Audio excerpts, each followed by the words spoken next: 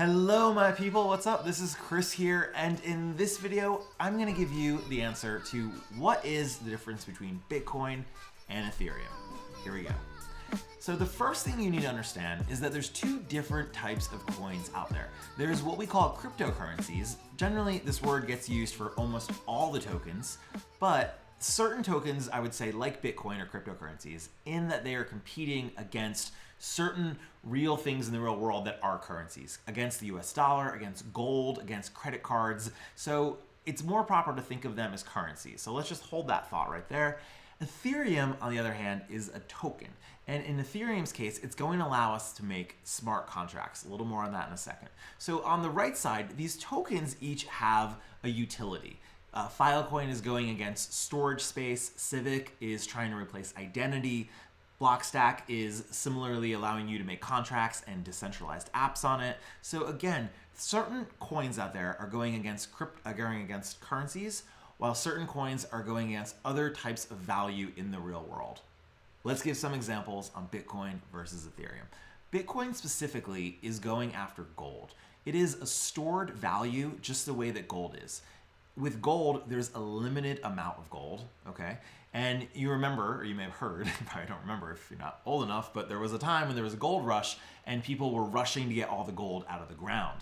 Today, it is very difficult to find gold in the ground. There's a scarce amount, a limited amount of it. Similarly, Bitcoin has a scarce amount. There's only 21 million that will ever be in existence. And so it is a stored value, meaning if I put my value in it, the expectation is it's not definitive at this point, but the speculation is that the eventual use of it will be that it shouldn't fluctuate in price. Whereas you think of the US dollar right now, for example, the US dollar devalues about 3% every year because we put more money, we make more money into it.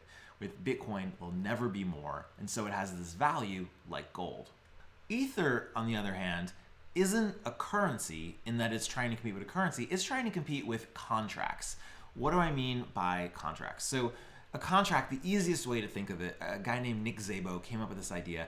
And what a contract is, if you've ever used a vending machine, in a way you are using an automated contract. You go to the vending machine, you put money in, you press a button, and then some automated, like a Snickers bar falls, right? Or a Kit Kat, whatever you like. Yeah, it falls when you do that. If I put the money in, then I get something. It's as simple as that.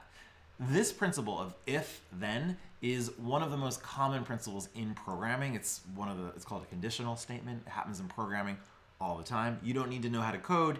You just need to know that you do it all the time already with contracts, for example. You may say, if I sign this contract, then I own the car, right? If I don't pay my bill on time, then I get kicked out on the street. It's this kind of logic that we can build in with the code using Ethereum to make these kind of agreements, and that's why it's so exciting. With Bitcoin, one of the promises at the top here is that it's a global currency which allows individuals to own their own money without having to rely on a bank. The second thing is there should be lower fees. The idea is that there will be lower fees with Bitcoin than using wire transfers or all the credit card processing fees that we pay. At the moment, Bitcoin fees are rather high, and the community is working to get those down. Other coins like Litecoin, which is a faster transaction type of coin, just like Bitcoin, but Litecoin, the fees are minuscule. Sometimes it's just like 10 cents to send as much money as you want, which really competes with the real world. But that's the intent of Bitcoin as well, and likely those fees are going to come down to its initial promise. And finally, one of the promises is the financial stability for people that live in countries with unstable currencies. So there's a lot of countries out there, like, for example, Venezuela or India, where the money has been devalued or demonetized maybe overnight. You'll wake up and what is once worth $1 isn't even, you need like $5 for. And this is a problem for lots of countries in the world. Now, I have a lot of friends here in America, and they're saying, why do we need Bitcoin? We already have money. Like, the dollar's fine. Yeah, the dollar is fine. That's not the problem. The big innovation of Bitcoin is that it's going to serve maybe up to about 4 billion people is the potential market. There's 7 billion people, 7.6 billion people in the world.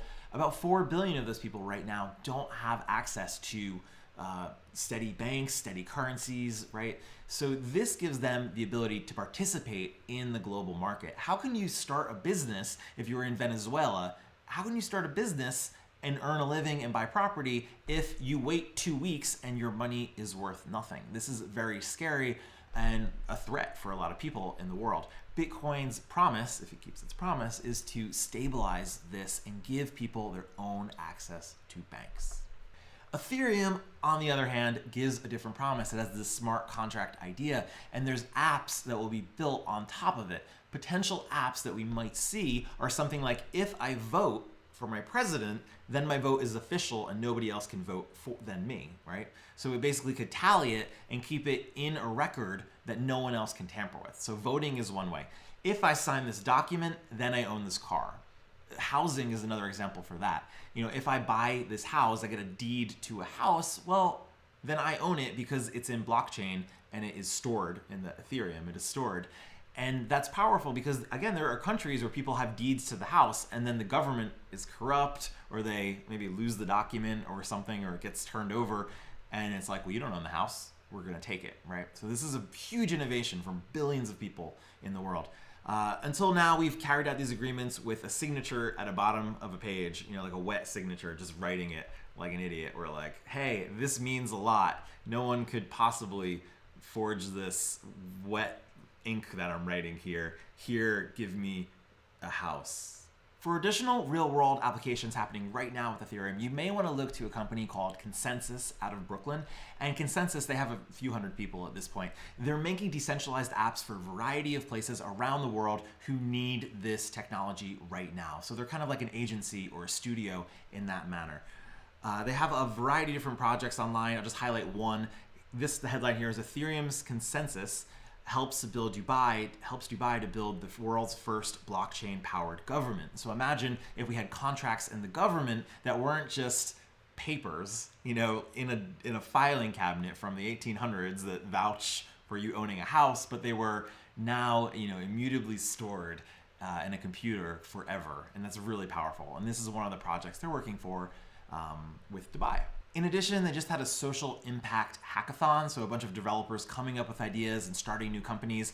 And from that, and you can see the list of winners, I'll put some links down below, but from that, people came up with ideas to use Ethereum to track your health over time. So imagine having your health and being able to, you know, have an agreement with your doctor or share that and have the privacy of that yourself. That's one big benefit. As well as the second idea here for giving out microloans or investing in companies in third world countries, perhaps, where for them it's really hard to get money sometimes to start a company because there's no trust. If I give you the money, how do I know you're not just gonna, you know, run away, or the currency is gonna get devalued or something like this? So this allows for a way to track who's getting the money, where that money is being spent, and that it's being spent on the right thing, and it gives us this transparency. These are just two of many apps being built on Ethereum. And finally, some of the finer details on comparing the two coins. You can see that Bitcoin started in 2009, January 2009. It was the first cryptocurrency ever, so it was the first one. Ethereum started July 2015, so it's a lot more recent.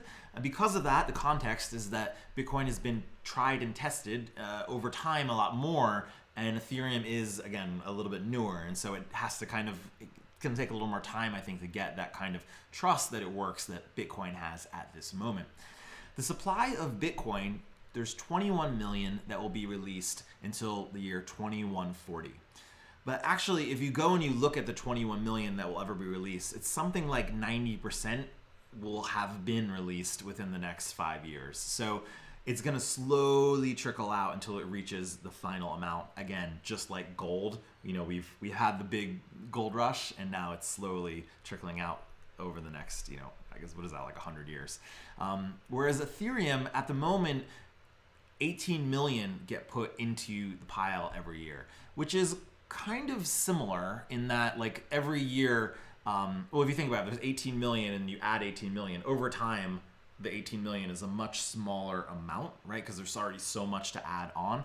So, so in a way, they're kind of similar in that the value goes up over time. But because of that, the supply style on Bitcoin is deflationary, means there's no more is going to be added, whereas Ethereum is inflationary, meaning that we are putting more into it. But again, of course, because it's a steady amount, we can predict how that value is going to, will basically, inflate over time.